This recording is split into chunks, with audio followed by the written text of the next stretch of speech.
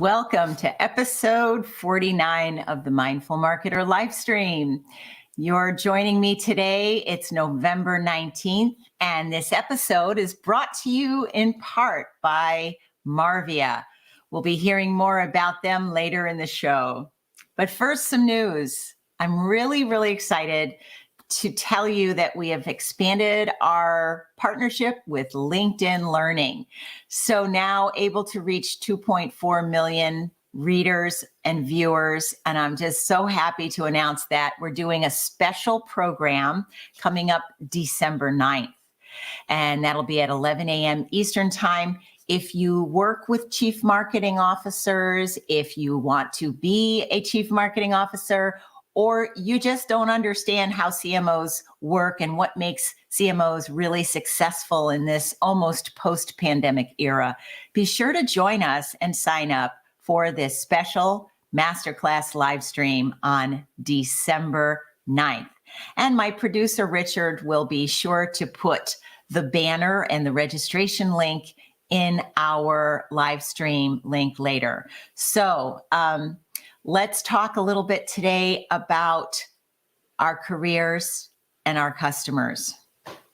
When it comes to our careers and our customers and the relationships we have with them, the way we feel is everything. Yet there's a paradox happening in our workplaces today. On the one hand, we're witnessing really low unemployment. It's down in the United States now to 4.8%. We're seeing consumer spending at all-time highs, and we're seeing frenetic hiring and recruiting going on for marketing professionals. Now, on the other hand, we're seeing very high rates of drug overdose. We've exceeded 100,000 this week in the United States, which is very disheartening. We are seeing a lot of overbooked, overtaxed health professionals, and we're seeing labor shortages because people are stressed and families are stressed, daycare shortages. So we have this unfortunate duality happening around us right now. Anxiety is causing a shadow over today's shining stars, which are the people that are here in our live stream. And it's our job as marketing leaders to keep our lights on for ourselves as well as our teams. So I'm here today with Chester Elton because we're going to bring you some ideas and some strategies to minimize the long-term deleterious effects of anxiety on ourselves and our people around us. I'm really excited about having Chester here. He's a fellow member of the 100 Coaches community, and he is the co-author of a great book, Anxiety at Work. And I love this book. Chester is also one of the top global gurus of leadership. He's been called the apostle of appreciation, and he works with top brands like AT&T, Avis Group, the National Football League, and Procter & Gamble. So we're going to help you unpack some of the sources of anxiety and help you walk away today refreshed and inspired with these new ideas. So without further ado, Chester, welcome to the stream. Well, thank you very much for the invitation. Always a pleasure to spend some time with you. And we got to spend some time in person just a few days ago in New York City. Wasn't that fun? You know, that New York trip for me was one of my favorite trips of the year, Chester. It was so great to see you in person. Yeah. It really was. And many of the other 100 coaches as well. You know, it's so interesting as you talk about marketing and you talk about anxiety and so on. Don't your anxiety levels go down when you surround yourself with good people like that? Absolutely. I was hugging Jacqueline, who's the chief of staff for 100 Coaches. And I have to tell you, I said, I am crying. Like I just started crying because I was so full of happiness and joy for just being there and getting to hug people that I've worked with and spoken with for the last 21 months. So it felt really great. It really felt great. Anxiety is a bit of a maudlin topic, and I don't mean to jump into Debbie Downer mode here, Chester. I do think, though, that we have to at least name it and kind of define what it is. When you set out to write this great book with both Adrian Gostick and his son Anthony, like, what was the trigger for you that said this is a real issue and we need to talk about it and write about it? Anthony was the trigger, really. He and his father had started to write on this a few years ago, actually. And, Anthony's a great story. I've known Anthony for 20 years, and he's only 25 years old. So I've known him for the majority of his life. And he came to us and he said, you oldies never talk about anxiety or mental health. And he says, my generation, it's all we talk about. We grew up much differently than you guys did. We've got all this information overload. We've got these perfect lives on Facebook. We've got active shooter drills in schools and so on. And, you may not want to talk about it because you think it's a sign of weakness or there's a stigma there. He said, you've got to understand there's a generational difference here. And our work has always been in culture, leadership teams, and so on. Well, it became very apparent as we started to take a deep dive into the numbers. You can't have a healthy team. You can't have a productive culture if you're not addressing mental health and anxiety in particular. And it kind of makes sense, doesn't it, Lisa? It really does. And, another wonderful person in our community who we're going to be hearing from in a moment is Dr. Anna Yusum. And one of the things that she said to me a while back it really stuck with me. She said, anxiety happens when you spend too much time worrying or obsessing about things that have not happened, right, that have not yet happened and may never happen in the future. And depression is when we overthink or obsess about things that happened in the past. That was a really helpful distinction for me. Yeah, and beyond brilliant. We've talked to her on a couple of occasions. Yeah, I think this idea of that persistent worry. Often we use stress and anxiety interchangeably, and I don't think they are. The stress is that momentary, that push through, get that deadline. It's an episode. Whereas anxiety is that persistent worry, that gnawing in the back of your brain that just doesn't go away, that keeps you from sleeping well, that keeps you from engaging in the moment. So I love, though, what she said about depression. That's worrying about things that have happened that obviously you can't change, right? And we've all gone through that as well. Yes, we certainly have. By the way, before we get some questions from the audience, we have Todd, another 100 Coaches member. Todd Churches is with us from New York City. It's great to see you here, Todd, and supporting our work.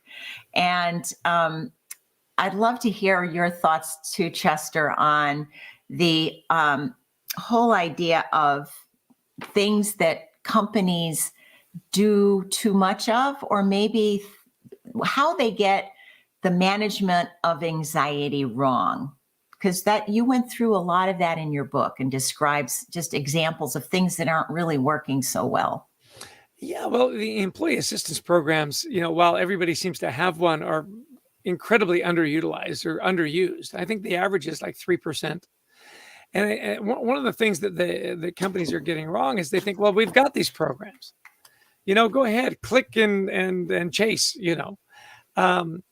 What really needs to be happening on a more regular basis is that one-on-one, that trust between the immediate supervisor and the employee. We coach executives up on anxiety to do three things. And one is to normalize the conversation. It's not lost on us that 90% of employees won't talk to their manager and supervisor about mental health or anxiety. I mean, 90%. There's that lack of trust there, right? Because there's that stigma attached to it. So the first thing you've got to do is normalize that conversation. Everybody goes through it. This is a normal human emotion. Don't shy away from it. Secondly is to destigmatize it. Look, if you broke your arm and came to work with your arm in a sling, they say, oh, geez, Lisa, take care of yourself, take some time off. Have you seen all the right doctors? Have you taken care of everything you need to take care of? And yet when somebody comes to work with anxiety or mental health issue, we won't talk about that. We'll talk about a broken arm, but we won't talk about overload. We won't talk about anxiety, right? And then the third thing is to really empathize. Now, you've done a lot of work in leadership, Lisa. And it's interesting, 3 or 4 years ago, if you'd said, what are the characteristics of great leaders? You'd say, oh, a great motivator, a visionary, transparent, and so on. Right now, as far as I'm concerned, there's only one attribute that matters, and it's empathy. If you can't be empathetic with your people, if you can't create a safe place for them to talk about these issues, none of that other stuff matters. So normalize the conversation, destigmatize the conversation, and empathize with your people. Now, does that resonate with you? Well, it really does. And I also want to mention to people, one to add to that is be careful about your list of to-dos with your teams. One of the things my best clients struggle with is they have CEOs or leaders who say, well, you folks in marketing are so good at what you do, we're going to add more to your plate. And they don't allow the CMOs to say, well, that's fine. Let's take a look at removing some things from the plate. And the other thing I would suggest we add to that is watch out for giving lots of extra work to your most effective or busiest people because you think they're, so effective at getting things done, or they're considered your most productive team members. So those would be the ones I would add too. Right. It is interesting that most often your top performers have the most anxiety, right? They're the ones that don't want to ever let anybody down. They're people pleasers. They're defined by the work they can get done, by the success, like you say, the boxes they can check on that list. And so one of the things we talk about in the book is we say, well, look for changes in behavior, because these top performers, not only can you not give them too much work, because they'll never say no, right? Is they're really good at hiding it. And so subtle changes in behavior, somebody that's never late starts showing up late. Someone whose work is always first rate is coming in a little shoddy. It is really interesting that we want to write that off as just a bad day. Maybe not. So the question is, so then how do you approach somebody that you're pretty sure, is suffering from anxiety, and yet do it in a way that's not intrusive? And the language that we discovered is, I noticed. Hey, Lisa, I noticed that you're having a tough time getting to work on time or to showing up at meetings on time. Is there something we can do? Are you being overloaded? Can we give you some more resources? How can I help? And when you say, I've noticed, it's translated to, I care. So hopefully that's a tip that can help your listeners. Thank you. I love that. I've jotted that down for myself, because we're starting to get our CMOs back to live in-person meetings here in the Washington area, and they come in from across the country. And the marketing growth leaders are now trying to adjust to being together, wearing masks, staying distant. And, for some, there's still some anxiety about getting back to in-person gatherings. So I trust my group is not alone in that regard. Yeah, it's a big concern for everybody, no doubt about it. Yeah. I also noticed we have a comment from Todd in New York, and he mentions to us, he says, hey, you guys, it's so true. Those people who care the most often worry the most. I think he's spot on. Yeah, Todd, you're so right. I'd love us to take a moment and let's hear also some of the thoughts from Dr. Anna Yusum, who wants to share some of her own experiences helping with anxiety at work. It's Dr. Anna Yusum, and it's a pleasure to be here today with you talking about mindfully managing anxiety in the workplace. I'm a psychiatrist on the clinical faculty at Yale, and I have been managing anxiety in the workplace with my colleagues and patients for the last 15 years. The first question I wanted to address is, how does anxiety present, and how can employers recognize anxiety in some of their employees? So anxiety is an interesting thing, and it presents in many different ways, often different ways in different people. We as human beings tend to experience anxiety primarily in one of two ways. We either psychologize our anxiety or we somaticize our anxiety. When we psychologize our anxiety, we feel anxiety through the mind and through our mood. This means through the mind that we can have trouble concentrating. We can worry. We can have worried thoughts. We can obsess. We can ruminate. Our thoughts can seem out of control. And part of psychologizing also means that our mood is affected. We can be moody or irritable or sad or feel guilty or ashamed or depressed. All of that is how we psychologize anxiety. On the other side is the somatization of anxiety, which is when we feel anxiety through our body. This is when we're anxious, we can have heart palpitations, our chest could tighten, we can have headaches, our jaw can clench, we can feel really, really tired in our body, we can have trouble sleeping. This is the somatization of anxiety. Most people usually do a combination of both, but usually one predominates in every individual. Anxiety can also have social consequences. We can avoid certain social situations, such as anxiety about public speaking will make you obviously not speak in public. Social anxiety will make you avoid social situations. Some people have phobias or anxieties about flying, so they'll avoid trips, all of which can have significant impact for your career and for your workplace performance. Now, what can managers do and what could employers do to recognize anxiety in their colleagues and in their employees? First and foremost, the recognition, if and when you recognize it, is important, and to let people know that it's actually quite normal, especially in this climate, in the post-COVID world, to be feeling anxious. So normalizing and the normalization of anxiety is so key these days. The second is transparency. And if someone in a position of leadership and power has themselves been anxious, to be able to be transparent about that and actually share from their heart what they themselves have been going through, to help others be aware that what they themselves are feeling isn't pathologic, but actually is quite normal in this climate. This leads to the idea of empathy and compassion and how important that is, especially coming from leaders. And part of empathy and compassion is having confidentiality and respecting the privacy of the people who do speak to you about some of the things that they've been anxious about. And finally, it's so important to provide ample resources to help people deal with their anxiety.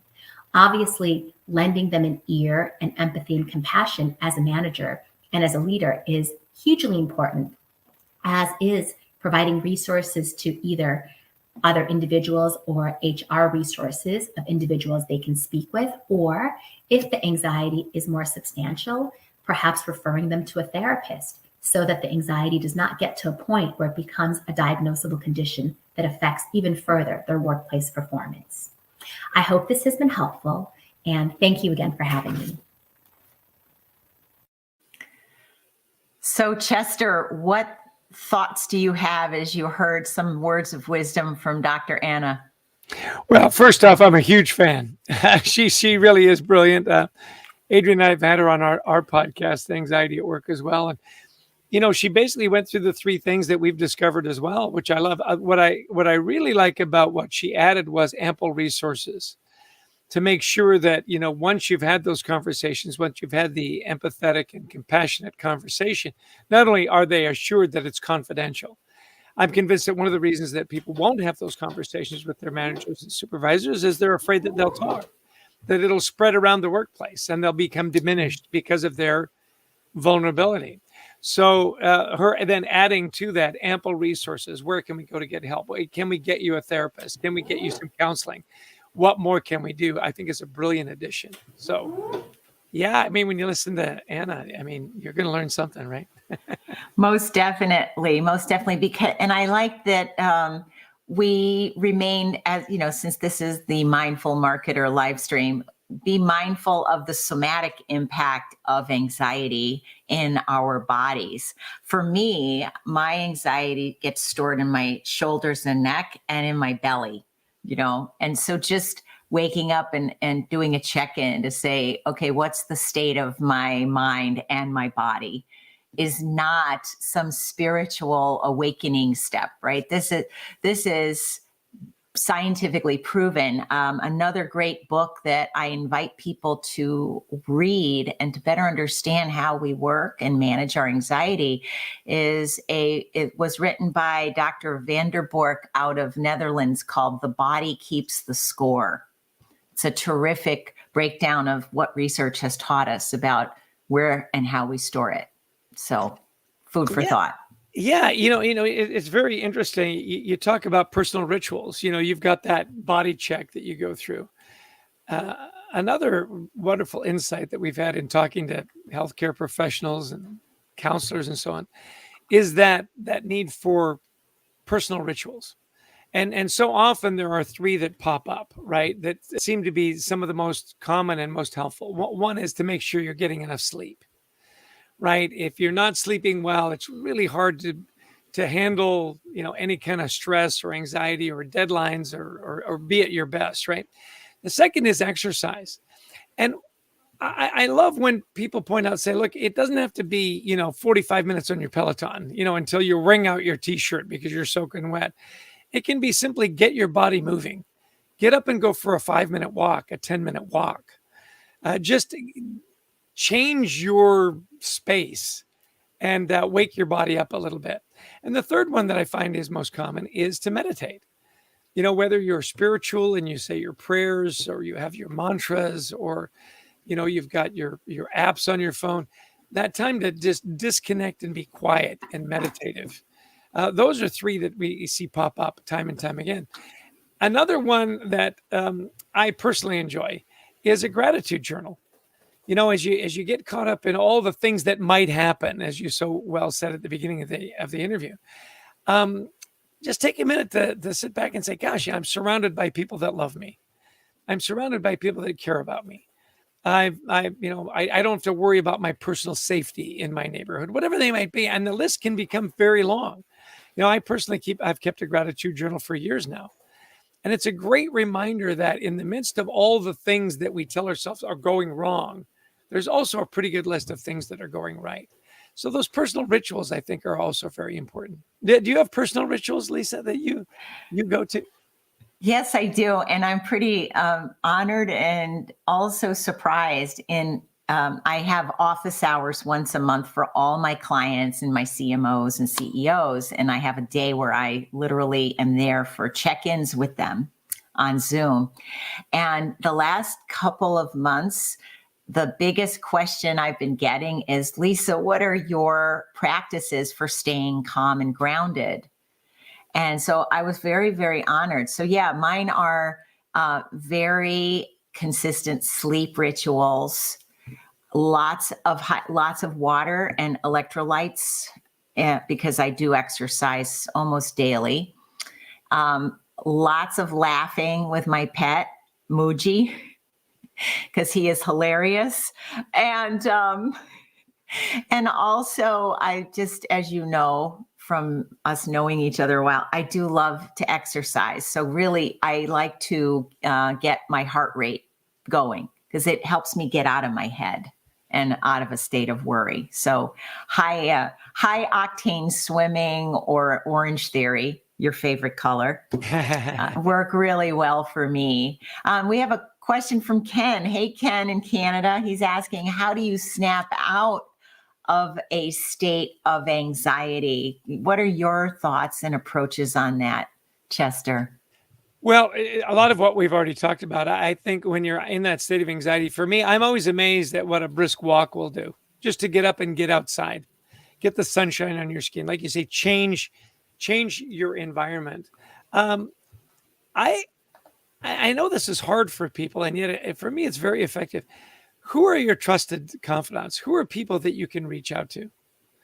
I had a fun experience a while ago, and I was just having a really tough day. And so I reached out via email. It wasn't anything dramatic. And I just said to a dozen people that I know, that I trust and love.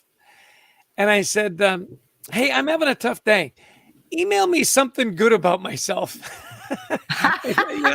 And it was delightful. I got a dozen emails. Chester, you're a great friend. Chester, you're the blah, blah, blah. And one from my friend Mike Goodson was great. He said, having a tough day. We all have tough days. But Chester, as far as friendship goes and good people, you aren't just good. You are a superstar of great friendship. You are the, and he went on and on. And I printed it out and I put it up on my bulletin board. And I thought, you know what? As bad as it gets, Mike Goodson's cheering for me. He said, you're the Spartacus of great friends. I thought, that's a great title. That's a great title. He's trying to steal your thunder from being the apostle of appreciation. Yeah. And I do think it's important. I have another little ritual that I like to do in the mornings, and I do my morning meditation early. And at the end of this meditation that I do, there's always a little positive phrase that kind of sums up, was it a day about dealing with anxiety, or was it a meditation about dealing with ambiguity or uncertainty or whatever it might be, perfectionism. And I take that little quote and I grab it as a screenshot and I send it out to a dozen friends. I've got a friend that just recently had a stroke, and the recovery's been a lot longer than he would like, that anyone would like. And just that little touch every day that say, hey, I'm thinking about you. I'm cheering for you. Here's a thought for the day. Hope you're having a great day. And I find that as I reach out and do that for other people, that it helps buoy my spirits as well. I text my kids almost every day.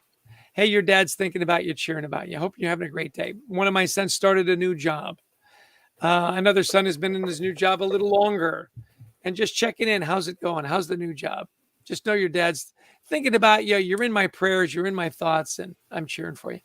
I think when we get out of ourselves, it's a great way to jumpstart, to change that narrative that's in our head that we're not measuring up and we're not who we would like to be. Does that make sense? It makes such perfect sense. I mean, I'm coming up on December 3rd on our 50th live stream in partnership with LinkedIn and Marvia. And I have to tell you, I mean, it's all a part of my pay it forward strategy. And I absolutely love doing them. And, I have found out now, we've done a little bit of a count and we've had more than 4,800 people participate.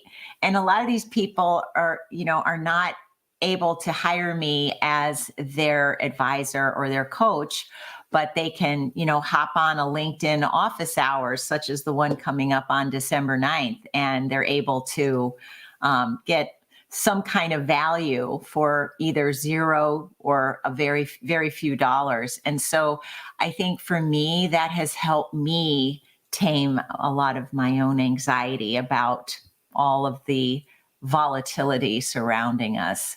Yeah. One other thing, and I know we're coming up on our time here soon, but self-talk is really important. We were talking to a doctor the other day, Adrian and I, and she said, it's self-talk is that microphone you drop into your head. What are you saying to yourself? And I thought it was such a great analogy, drop a microphone in your head. We talked to another, quite a good athlete. I love tennis. I've been playing tennis since I was little, and they did a study of the top 100 tennis players. And they said, what's the difference between the top 10 and the bottom 90? And because I was very interested in this study, right? And they said, well, because physically the difference between the top 10 and the bottom 90 isn't that much. And yet the prize money, when you drop out of the top 10, falls off a cliff, right? Falls off a cliff. So they got to Pete Sampras, the great American tennis player, and they said, what is your self-talk? When it gets really tense in a match or at work, whatever analogy, what are you saying to yourself? And he says, I have a very positive mantra, and it's all is well. All is well. And I started to use it as I play tennis on Saturday mornings. And you know what? It works great because, to perform well, you can't be tight. You've got to be loose, whether it's in business or sports or whatever. Now, there was one exception, Lisa. There was one exception in the top 10 of negative talk that made the player play better. Can you name that tennis player? Are you a tennis fan at all? Well, I just keep thinking of Arthur Ashe. I mean, he was such a calm and centered human from the outside. Yeah, and a very positive self-talk for Arthur Ashe. The one negative talk tennis player that played better was John McEnroe.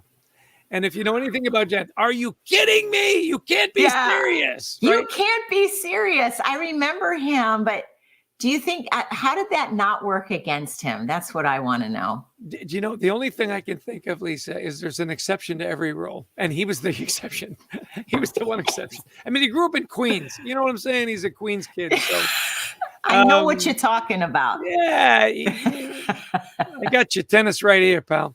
But yeah, so there is always an exception. I will tell you, for the vast majority of us, though, to have that mantra to go to, that all is well. Gary Ridge, another member of our 100 coaches, he's got a wonderful mantra. It'll all work out. Don't worry. It'll all work out. It always does. And you know, and Gary's a delight to be around because he does. He just spreads that goodness and that calm. And don't worry, Chess. It'll all work out. It always does. Yeah. The one that got me through some of my toughest moments when my parents passed away 15 or so years ago and my divorce was my friends would just, they really came out in droves and I was so grateful to them. I always would say to them, I'd look them straight in the eye and I'd say, everything always works out for me. Yeah. I mean, it may not work out on my schedule, but it always does work out for me. And so that's also a mantra that helps me get through some of these tough times right now. They're still a little tough. I mean, let's face it. Oh, sure. And listen, there's always something to worry about. There always is. And when you're anxious, you find them all. You find them all. My dad had a great sense of humor, and he used to say, "Don't tell me not to worry. 90% of the things I worry about never happen." Right? And he was convinced because he was worrying about it. Don't tell me not to worry. And, in a wonderful way, it was just a way to say, hey, look, just control what you can control. And we talk about that a lot in the book, too. So much is out of your control. And why worry about it? You can't control it. What can you control? Be a tasker. Just get to the next thing. We talk to a lot of distance runners, marathoners, and so on. And we'd say, when you start the race, do you ever think about the end of the race? They go, never. You think about the next telephone pole. You think about the next hydration station. If you think about the end of the race from the beginning, it's overwhelming. It's overwhelming. So be a tasker. Yes, I like that tasker concept. And I know that you have a lot more about this in your book, Anxiety at Work. I have this marked up so much because you and Adrian did a stellar job at citing live examples from your own clients, as well as so many experts in the area of mental wellness and employee engagement. So I really honor you, Chester, for the work you're doing, for brightening my life with not only your spirit, but also your bright orange colors. Yeah, it is a happy color, no doubt about it. And, thank you for promoting the book and sharing our platform, or sharing your platform with us, getting the word out about mental health. It really is an epidemic right now, along with the pandemic of anxiety in the workplace. And for those of you that are just looking for some more information, we've got a wonderful newsletter called The Gratitude Journal.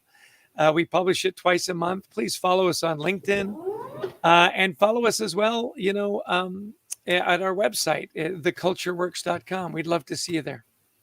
Wow, some wonderful resources there. And you have at least 4 best-selling books now. So I hope people will invest their time and energy over these colder months ahead in some really good reading to get us grounded and prepared for a much better 2022.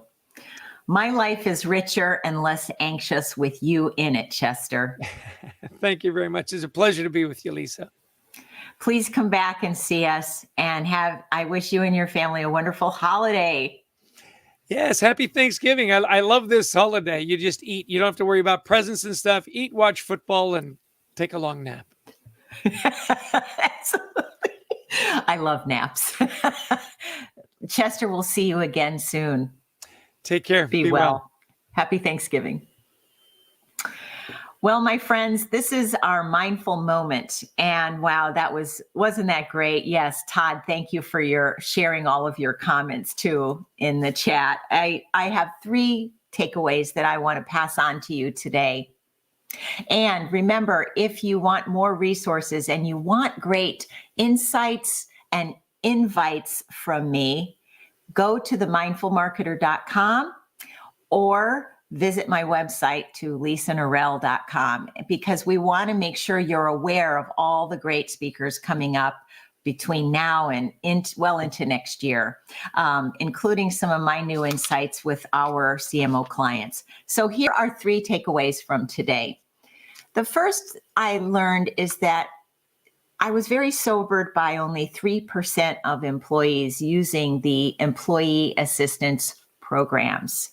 These are wonderful resources, so turn to those people and ask for the kind of help you think you need. This is the time to do it. Take good care of your mental hygiene. Number 2, I loved Chester's tip on turning to someone if you sense that something is off and say, I noticed. And just saying, I noticed and I care, what kind of help or resources can I provide you? And then the third is, when you feel that anxiety, look at what the cause of that anxiety is and make sure that you are focusing on areas you personally can control versus things you cannot control. I coach a lot of very successful people. And sometimes I have executives who want to climb that hill and they want to change the company's culture by themselves, or they want to get promoted in a company where they cannot get promoted. There are too many, not hurdles, there are big brick walls keeping them from reaching that potential. So they have to be able to step back and say, can I really control this? And if not, I have to come up with a different strategy. So those are my 3 takeaways for you today. Let me close by saying that we have another great session coming up again in December. So I'll be coming back from my Thanksgiving nap, and we're going to be looking back at 2021 with 2 terrific leaders, Mr. Jeff Perkins, former CMO and now CEO of Park Mobile, who just launched a book, and he's going to be talking to us about some of the mindful moments and lessons that he learned as a marketing leader in 2021. And we will also be joined by the author of Aligned, Hortense Legentil, December 3rd, as we sit together, reflect, learn, and plan for 2022. So I hope you'll join us. We're going to see in a moment more about that. And in the meantime, I want to wish all of you in the United States a healthy and joyful Thanksgiving. And please come back December 3rd.